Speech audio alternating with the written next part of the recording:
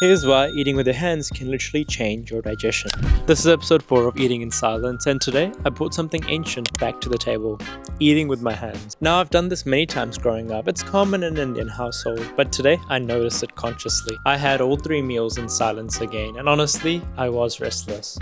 But when I shifted my attention to the warmth and the texture of the food, something changed. The distractions in my mind slowly faded away, and I slowed down. Ayurveda explains this beautifully, that touch is one of the 5 elements of digestion, which is why when you eat with your hands, you're not just feeding your stomach, you're communicating with your entire nervous system, with signals grounding, presence, and connection. And the result, I felt lighter, calmer, and fully present.